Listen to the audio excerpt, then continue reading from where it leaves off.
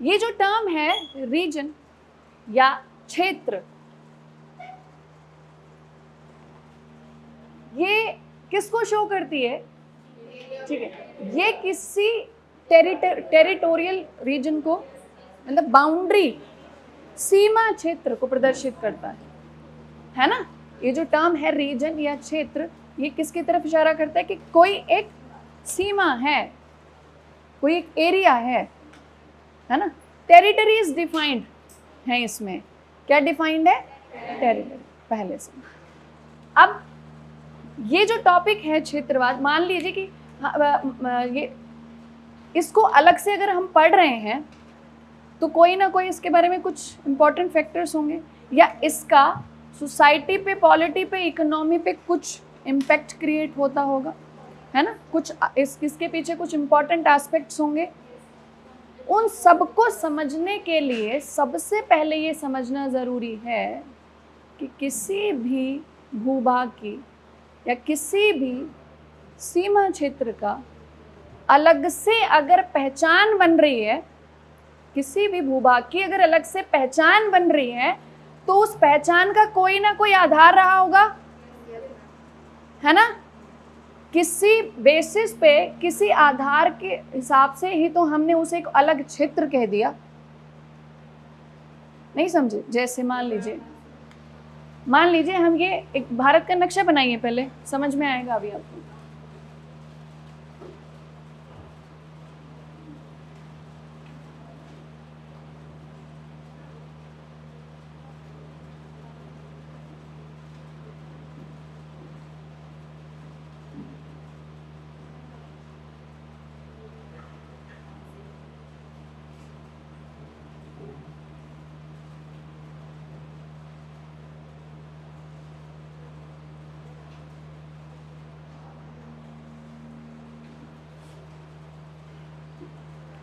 अब यहाँ पे ये तो हो गया हमारा नेशन,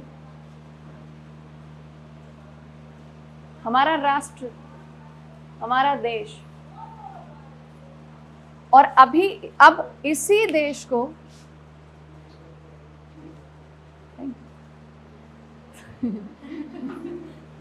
इंतजार का फल मीठा होता है। 2 कप चाय वो नहीं मिला। चलिए, तो ये, हाँ आपने पिला दिया था। तो ये हो गया, अब समझिए इसे, ये हो गया पूरा राष्ट्र, पूरा नेशन हो गया, हमारी कंट्री हो गई, हमारा देश हो गया। ठीक है, अब इसी देश के लिए, हाँ, अब इसी को समझने के लिए हम क्या करेंगे, इसको उत्तर से लेके दक्षिण तक, पूर्व से लेके पश्चिम तक, हम इसे क्या करेंगे, कैटेगराइज करेंगे, इसको वर्गीकृत करेंगे, है ना। हम क्या बोलते हैं? उत्तरी भारत, दक्षिणी भारत, पूर्वी भारत, पश्चिमी भारत। मतलब हमने खुद अपने देश की पहचान बनाने के लिए, समझ डेवलप करने के लिए कि भारत के उत्तरी क्षेत्र में इस तरीके की प्रकृति है या भौगोलिक क्षेत्र है, इस तरीके की फिजियोग्राफी है। मतलब हमने क्या कर दिया, उसको क्षेत्र में डिवाइड कर दिया, अलग अलग क्षेत्र बना दिए ना, रीजन बना दिए ना हमने खुद ही, है ना। फिर हम क्या करें, मतलब हमने डायरेक्शन वाइज अपने ही देश की स्टडी करने के लिए, उसको एक पहचान देने के लिए हमने क्या किए थे, उत्तरी भारत, दक्षिणी, पूर्वी, पश्चिमी। ठीक है, इसके बाद ये तो एक तरीका हुआ किसी भी एक कंट्री के को स्टडी करने के लिए या उसके एरियाज को डिफाइन करने के लिए हमने डायरेक्शंस का यूज किया। उसके बाद और क्या क्या तरीके हो सकते हैं क्षेत्र के लिए, रीजन डिफाइन करने के और क्या क्या तरीके हो सकते हैं। ठीक है, अब वो तरीके क्या होंगे, क्यों बांटना जरूरी होता है, क्षेत्र के आधार पर क्यों वर्गीकृत करना जरूरी क्यों होता है, ताकि मान लीजिए ये तो भारत है जहां पे हम कहते हैं फिजियोग्राफिकल डिविजन्स बहुत ज्यादा है, डाइवर्सिटी बहुत ज्यादा है। समझिए डाइवर्सिटी नहीं है, एक जैसा है सब, उसके बाद भी इसको डिवाइड करना, इसको कैटेगराइज करना रीजन वाइज क्यों जरूरी हो सकता है किसी भी देश के लिए।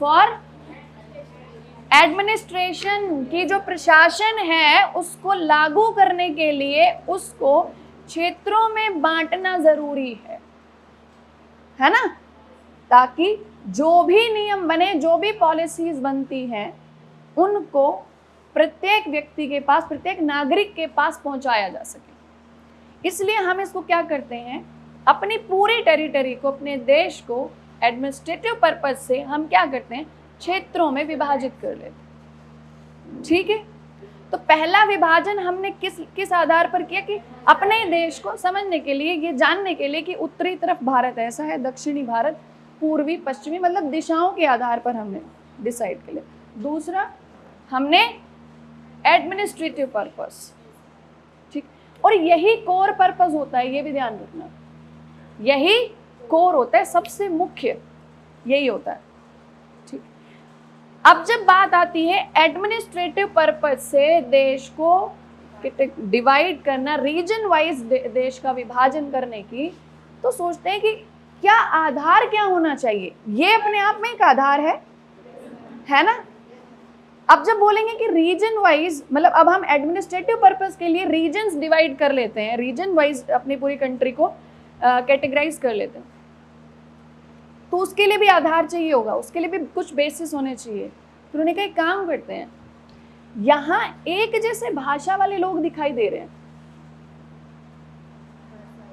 ठीक है, एक जैसे भाषी लोग, एक काम करते हैं, इनको इन्हीं की भाषा में चीजों को इम्प्लीमेंट करना ज्यादा आसान रहेगा, है ना।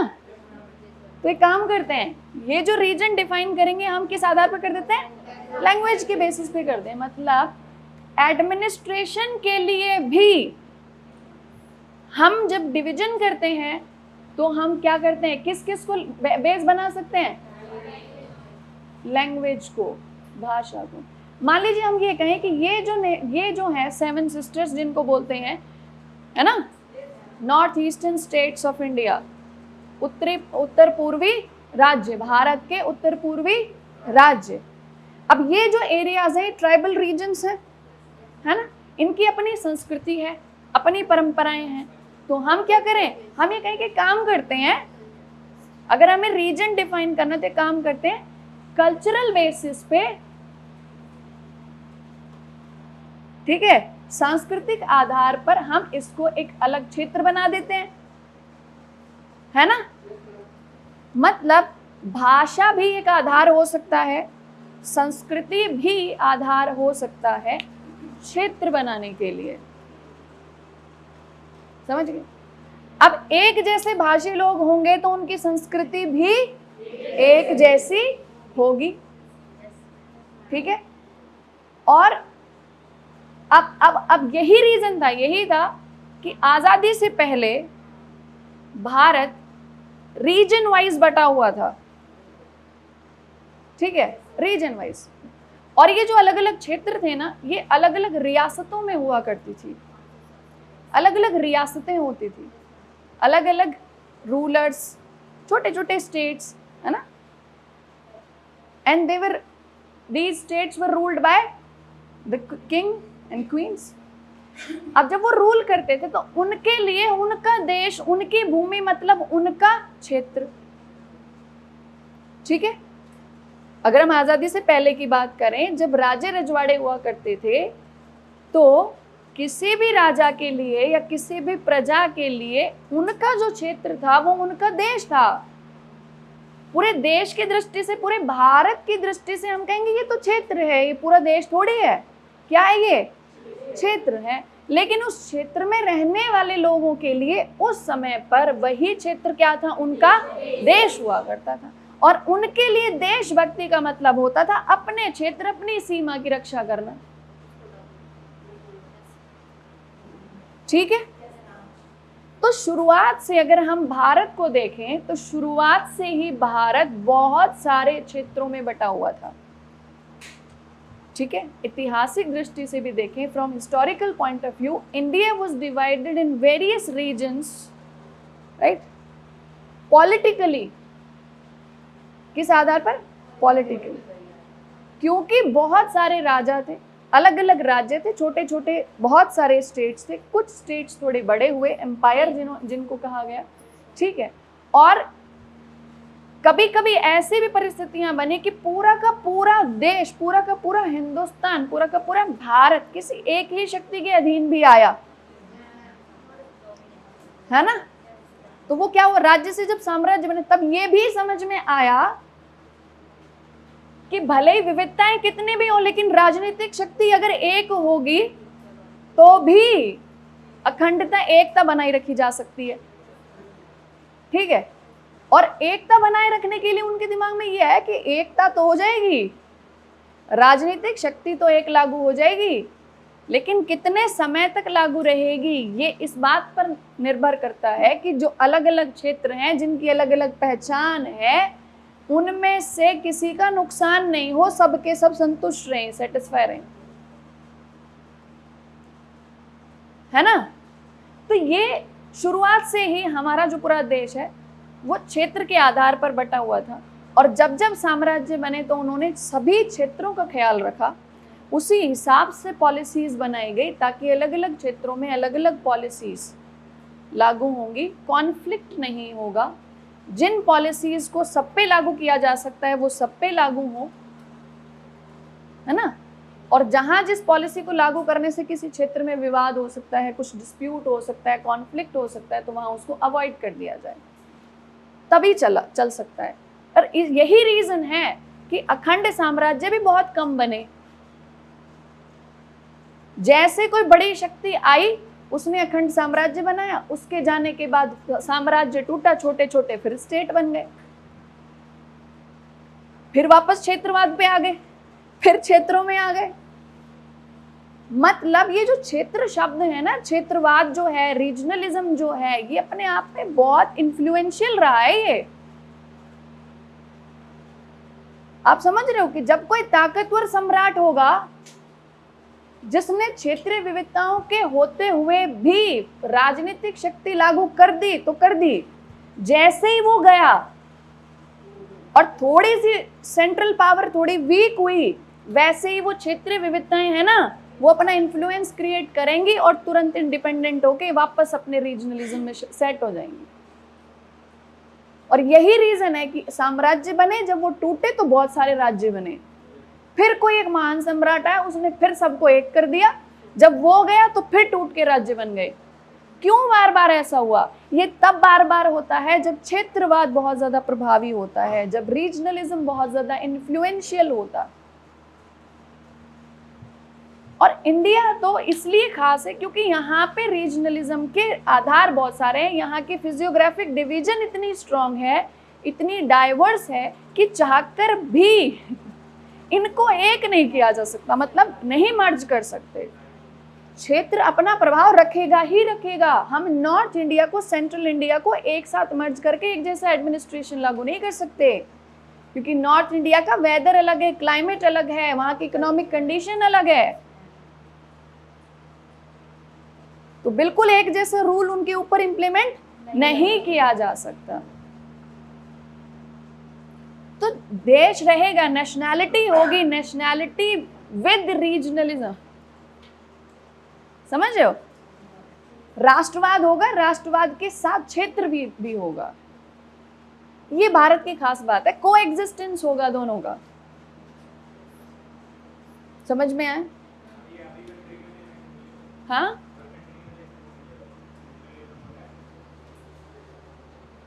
नेशनलिज्म और रीजनलिज्म हर कंट्री में जरूरी नहीं है, जरूरी नहीं है। भारत में तो एक्सट्रीम लेवल पे है, हर कंट्री में नहीं देखने को मिलेगा। ये वहां देखने को मिलेगा जहां पर जो डिवीजन है ना वो बड़ा स्ट्रांग होना चाहिए, या तो फिजियोग्राफिकल डिवीजन होना चाहिए, वहाँ की जो भौगोलिक जो स्थिति है वो बिल्कुल अलग अलग होनी चाहिए कि एक क्षेत्र अपने आप में अलग ही पहचान बना ले। देखो यहाँ पे ये जो शब्द है ना, मतलब कोई एक बाउंड्री है, कोई एक टेरिटरी है, इसने किसी विशेषता के आधार पर अपनी अलग पहचान बना ली, इसलिए ये अपना एक अलग क्षेत्र डिफाइन हो गया, एक अलग रीजन डिफाइन हो गया। और ये जो पहचान इसने बनाई वो पहचान हो सकती है भौगोलिक हो, मतलब फिजियोग्राफिकल हो, जैसे पहाड़ी एरियाज हो गए, नॉर्थ इंडिया की बात करें, ठीक है, तो वो कैसे हैं, वो पहाड़ी क्षेत्र है, वो क्षेत्र के आधार पर वो अलग हो गया, ठीक है। कुछ एरियाज को हम, भाषा वहां की इतनी स्ट्रांग है, इतनी प्रभावी है कि वो भाषा ने ही उस क्षेत्र की पूरी पहचान बना दी कि अच्छा वो तमिलियंस, तमिलियन इंडियंस है ना, है इंडियंस सभी, लेकिन फिर भी भाषा, अच्छा कन्नड़, तेलुगु है ना, मराठी करते ना, बंगाली, मतलब कहीं ना कहीं भाषा इतनी ज्यादा प्रभावी हो जाए कि भाषा के आधार पर उस भौगोलिक क्षेत्र को ही हम एक अलग नाम दे दें, अलग क्षेत्र है ये मराठी क्षेत्र है। मराठा क्या था, मराठी भाषा से, जो मराठवाड़ा है मराठी, मतलब वो क्षेत्र जहाँ पे वो एरिया जहाँ पे मराठी भाषा बोली जाती है, मराठा, मराठी भाषी लोग मराठा।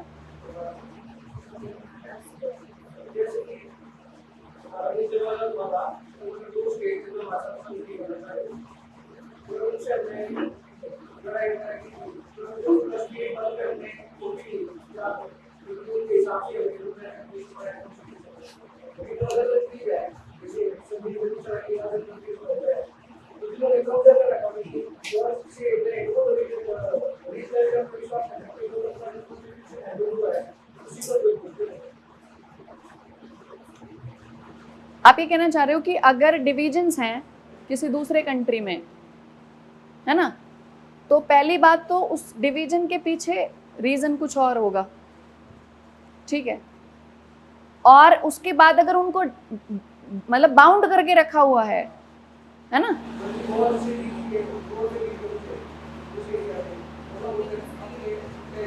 एक्चुअली ना साउंड की वजह से मुझे पूरा क्लियर समझ नहीं आ रहा। हाँ बोलिए। हाँ हाँ हाँ सोच लिया, हाँ वो हार गया, पाकिस्तान हार गया, और हमने उनको कब्जा कर लिया, तो जो हमारे रूल्स एंड रेगुलेशन है वो अपने हिसाब से करेंगे ना, उनकी तो हमने सोची। बिल्कुल बिल्कुल, जो विजेता होता है, देखो ऐसी कंडीशन में इन केस ऑफ वॉर, जब लैंड एक्विजिशन होता है, तो लैंड एक्विजिशन मतलब वॉर हुआ, आपने उस जमीन को एक्वायर किया, तो अब वो टेरिटरी किसकी टेरिटरी मानी जाएगी, जो जीत गया उसकी टेरिटरी मानी जाएगी, और रूल रेगुलेशन उसी के लागू होंगे जो जीता है, जिसकी वो टेरिटरी हो चुकी है। अब चाहे वो क्षेत्र किसी दूसरे देश में पड़ता हो, बीच में पड़ता हो, कोई मतलब नहीं है, टेरिटरी किसकी हो गई, वो इंडिया की हो गई। हाँ बिल्कुल, हाँ तिब्बत हो सकता है, तिब्बत को तो उन्होंने अब अपना ही बना लिया ना, ठीक है, पहले अलग से प्रोविंस था। इंडिया में भी पहले रीजनलिज्म इतना ज़्यादा इसलिए इन्फ्लुएंशियल था क्योंकि इंडिया में फिजियोग्राफिकल डिविजन्स बहुत ज़्यादा हैं, ठीक है, उसके बाद लिंग्विस्टिक बेसिस के ऊपर डिवीजन बहुत ज़्यादा है, मतलब भाषा के आधार पर बहुत ज़्यादा विभाजन है, संस्कृति के आधार पर बहुत ज़्यादा विभाजन है, इसलिए भारत में क्षेत्रवाद तो शुरू से रहा है।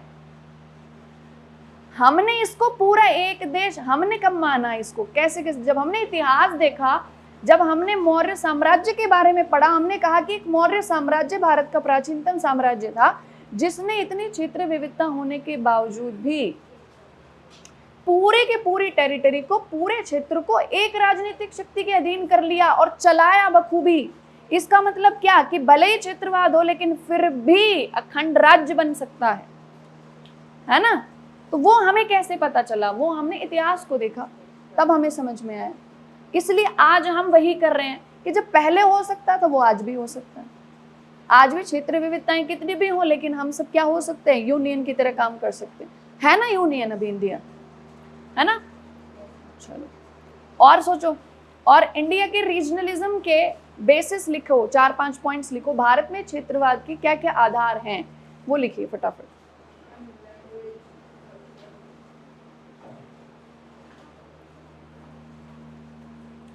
फोर 5 पॉइंट्स लिखिए।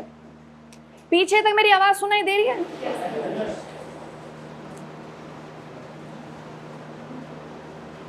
And you have just 5 minutes, 5 minute हैं, कम से कम 5 पॉइंट लिखने हैं। दो तो यही लिख लिए, तीन ही लिखने हैं आपको तो। अदर देन दिस,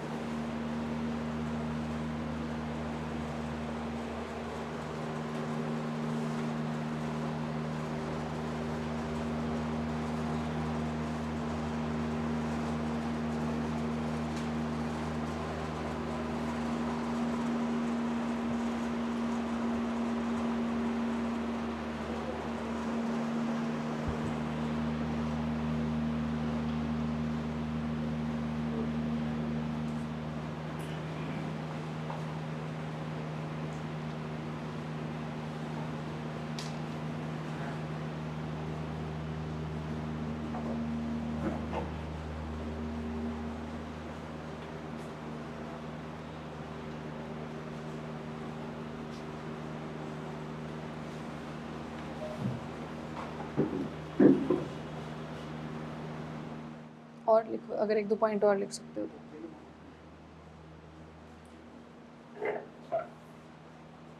दो और बाकी हैं।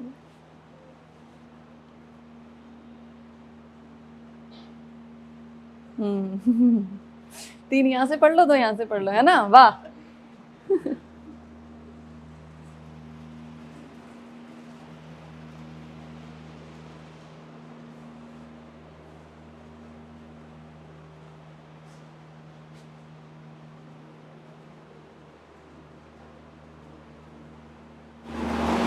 हो गए 5 मिनट तो? लिख लिए? लिख लिए? आपने कितने लिखे? 2 पॉइंट लिखे? वो 2 ये नहीं होने चाहिए। आपने 4 पॉइंट बताइए, कौन कौन से लिख दिए? Economic, education, tradition, climate. Education मतलब थोड़ा मतलब जो पढ़ेगी डेवलपमेंट। अलग डेवलपमेंट एरिया। अच्छा अच्छा, ठीक है, गुड। और आप बताइए कौन कौन से?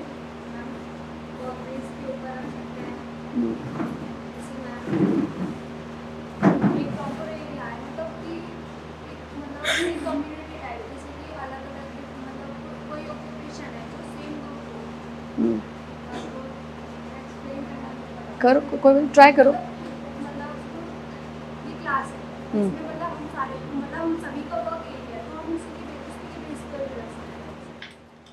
ओके, मीन्स अगर एक जैसा वर्क एनवायरनमेंट हो, एक जैसी अपॉर्चुनिटी हो, उस बेसिस पे आपने कहा कि वो एक अलग रीजन हो गया।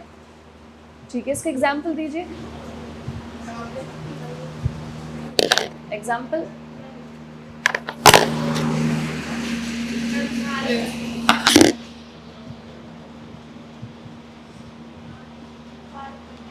हाँ,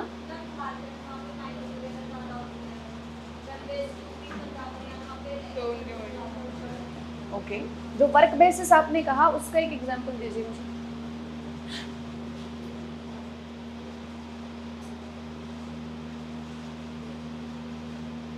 अच्छा, आप और आप दोनों के पॉइंट को अगर मर्ज कर दिया जाए, इन्होंने बोला कि कोई एक ऐसा रीजन हो जहाँ पे डेवलपमेंट बहुत ज़्यादा हो गया हो, एजुकेशन लेवल बहुत अच्छा हो, और फिर आप वाला पॉइंट मर्ज कर देते हैं जहाँ आपने कहा कि एक जैसा काम कर रहे हैं, कोई एक ऐसी क्लास डेवलप हो चुकी है, ठीक है, उनका एक एरिया अलग हो जाता है। हाँ, और उसके हिसाब से, उस काम के हिसाब से, उस डेवलपमेंट के हिसाब से उस रीजन, वो एक अलग रीजन हो गया, एक अलग आइडेंटिटी क्रिएट हो गई है। आप ऐसा एग्जाम्पल इंडिया में दीजिए। IT sector, exactly, industrial sectors, हाँ, industrial sectors, industrial areas, IT sectors like Bengaluru, Hyderabad, IT power, Gurugram, है ना?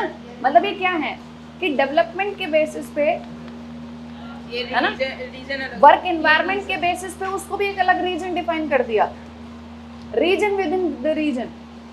अच्छा, और बताइए पॉइंट्स पीछे, गुंजन आप बताइए।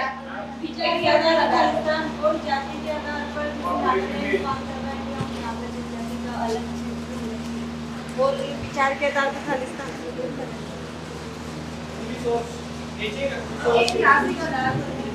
हाँ, एक जैसे इतिहास हो तो फिर एक और अलग जैसे रीजन धर्म बन के आधार जाएगी। पर यस, भी, yes. Very good. और हाँ, समुदाय, अच्छा, एक जैसे क्लाइमेटिक कंडीशन हो। क्लाइमेट ये किसी को समझ अच्छा चलो, अब आप एक काम करिएगा, अब मैं किसी भी क्षेत्र की एक विशेषता बताऊंगी, यस उसके बाद आप उसको कनेक्ट करेंगे from economic point of view, ठीक है? कि अगर कोई रीजन है उसकी मैं अगर ज्योग्राफिकल कंडीशन बताऊं, उसकी भौगोलिक स्थिति बताऊं, तो उसके बाद आप कनेक्ट करोगे कि वहाँ इकोनॉमी कैसी होगी, फिर आप कनेक्ट करोगे कि वहाँ पे पॉलिटिकल कंडीशन कैसी रही होगी, ठीक है, सोशल कंडीशन कैसी रही होगी या कैसी है, ठीक है, और कैसे वहाँ इम्प्रूवमेंट और किया जा सकता है या वहाँ के रिसोर्सेज को कैसे और यूटिलाइज किया जा सकता है, ठीक है। और इसमें एक चीज और ध्यान रखना है कि जब भी कोई रीजन अपनी किसी भी आइडेंटिटी से मतलब किसी भी मतलब वजह से किसी भी आधार पर उसने अपनी एक अलग आइडेंटिटी क्रिएट कर ली, अपनी पहचान बना ली, और वो बहुत ज़्यादा सुपीरियर हो चुका है, बहुत डोमिनेंट हो चुका है एजुकेशन वाइज, ठीक है, इकोनॉमिकली बहुत ज़्यादा सुपीरियर हो चुका है, तो क्या उसका इफेक्ट नेशनैलिटी पे पड़ेगा? पड़ेगा। क्या इंटर रीजनल इन्फ्लुएंस वो कॉन्फ्लिक्ट्स क्रिएट होंगे? होंगे। जैसे नॉर्थ आप एग्जाम देंगे? जैसे जैसे और नॉर्थ इंडिया और साउथ जैसे इंडिया में देखो इसका फर्क कैसे पड़ता है, कहीं चाहे फर्क कैसा भी हो, वजह जो भी हो, लेकिन फिर भी कहीं ना कहीं उत्तर और दक्षिण भारत का थोड़ा सा एक डिफरेंस क्रिएट होता है ना, एक माइंडसेट अलग बना हुआ है, लेकिन फिर भी हम सब क्या कहते हैं, वी आर वन, नेशनैलिटी हमारी क्या है, वी आर इंडियन, लेकिन फिर भी क्या है, उत्तर और दक्षिण भारत का थोड़ा इन्फ्लुएंस बनता है, होता है ना।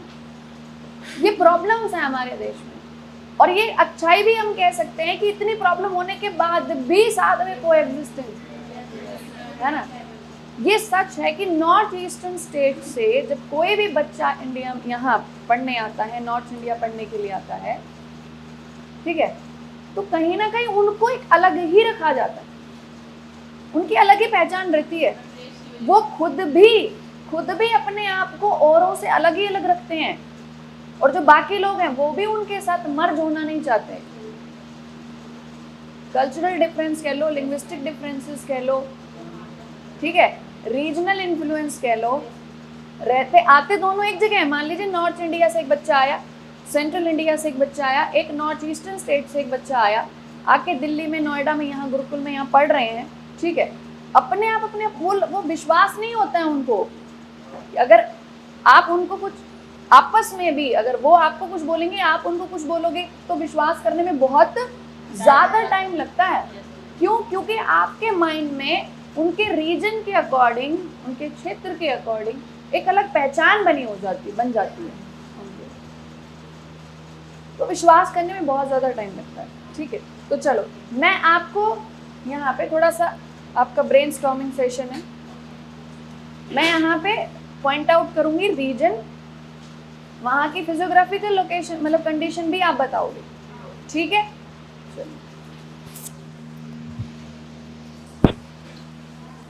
आप बताइए ये क्या है? ये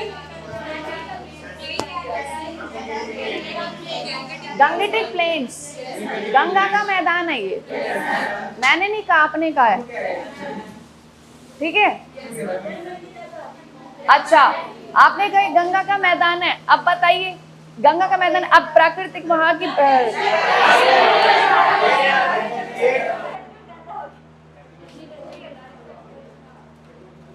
ये गंगा का मैदान है, तो भौगोलिक स्थिति बताइए यहाँ की कैसी होगी। अब ये नहीं मानेंगे फर्टाइल लैंड, पहले सॉइल का फॉर्म बताइए कौन सा है।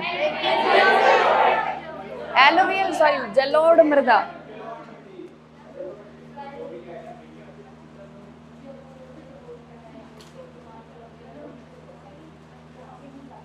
ठीक है, एलुवियल सॉइल। अब अगर ये सॉइल है तो ये कैसी सॉइल है? फर्टाइल है, उपजाऊ है ये। अच्छा, अगर ये उपजाऊ है तो यहाँ क्या होगा? एग्रीकल्चर ज्यादा होगा, कृषि ज्यादा होगी। कृषि ज्यादा होगी तो क्या होगा? अब अलग अलग पॉइंट आएंगे, एक बार पहले इधर वाले बोलिए क्या होगा। अच्छा, इन्होंने कहा कि अगर कृषि होगी ज्यादा तो इस रीजन में रूरल एरिया ज्यादा होगा। ठीक है, मतलब ग्रामीण क्षेत्र ज्यादा होगा। आपने कहा इंडस्ट्रियल भी होगा, इंडस्ट्रीज कौन सी होंगी?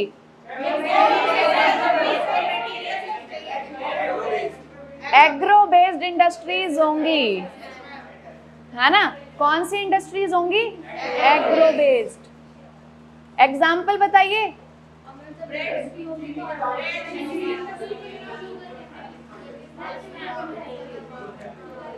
एग्जाम्पल दीजिए, इस रीजन में कैसी इंडस्ट्रीज हैं? शुगर मिल्स हैं, ठीक है।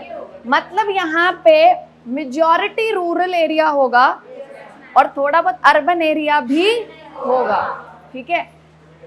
एग्रो बेस्ड इंडस्ट्रीज भी होंगी। अब उसके अब बताइए और क्या होगा फिर? पॉपुलेशन ज्यादा क्यों होगी?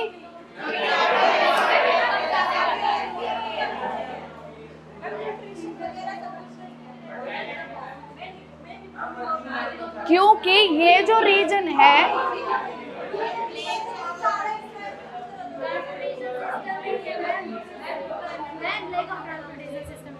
हाँ, ट्रांसपोर्टेशन सिस्टम की कमी है। यहाँ पे ट्रांसपोर्टेशन सिस्टम की कमी नो ज्यादा है। यहाँ ट्रांसपोर्टेशन ज्यादा है, और ट्रांसपोर्टेशन ज्यादा यहाँ से तो पहले भी उत्तरापथ निकला करता था, है ना? व्यापारिक मार्ग था ना, ट्रेड रूट था एंशिएंट टाइम में। यहाँ पे ट्रांसपोर्टेशन तो बहुत ज्यादा है। कैसे? क्योंकि मैदान है ना, तो रोड भी होगा, रेलवे भी होगी, ठीक है। उसके बाद हाँ, और जलमार्ग भी होगा यहाँ पे, वाटरवेज, है ना? नदियों से पहले जलमार्ग का यूज किया जाता था ना पहले। अच्छा, तो यहाँ पे बात ये थी कि जनसंख्या यहाँ ज्यादा होगी। अब जनसंख्या यहाँ ज्यादा क्यों होगी? बहुत सारे रीजन बताइए। रुको एक एक भेज देती हूँ, एक एक। अच्छा,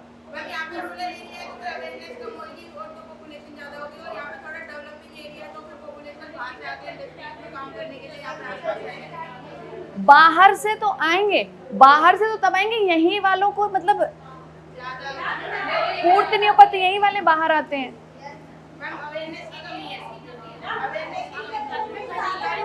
पॉइंट बाय पॉइंट चलो, पहले ये बताओ जनसंख्या ज्यादा क्यों होगी? हाँ, अब बताओ जनसंख्या ज्यादा क्यों होगी? राइट, मतलब यहाँ पे एग्रीकल्चर एरिया है, हाँ, डेयरी फार्मिंग, यस। इसे क्या कहते हैं? मिक्स्ड एग्रीकल्चर कहते हैं, मिश्रित कृषि कहते हैं, एनिमल हस्बेंड्री। अच्छा, मतलब कृषि में ज्यादा लोगों की जरूरत पड़ेगी इसलिए जनसंख्या ज्यादा हो। यहाँ पे फूड सिक्योरिटी है, ठीक है। यहाँ पे रोजगार क्या होगा कि कृषि एक रोजगार तो है, ज्यादा से ज्यादा लोग क्या करेंगे? कृषि में अपना रोजगार ढूंढेंगे, ठीक है। सो फ्रॉम एम्प्लॉयमेंट पर्सपेक्टिव यहाँ पे जनसंख्या ज्यादा होगी।